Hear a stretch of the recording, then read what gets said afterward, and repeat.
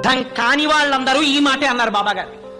ఎంతమందికి బాబా అర్థం కాలేదో వాళ్ళందరూ బాబా అప్పుడప్పుడు పిచ్చి కేకలేస్తారన్నారు. అంటే నీకు అర్థం అవ్వలేదు బాబా. బాబా యొక్క జ్ఞానస్థాయి నీకు అర్థం కాకపోతే అప్పుడప్పుడు నీకు ఆయన పిచ్చివాడిగా కనపడతాడు. ఆయన మహాజ్ఞాని.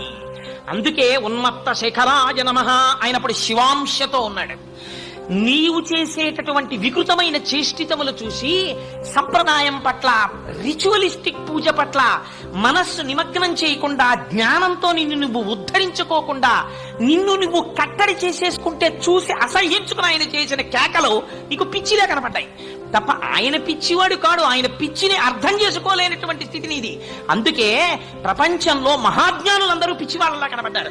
రమణ మహర్షిని కొంతమంది పిచ్చాడన్నారు. ఎక్కడికో వెళ్ళా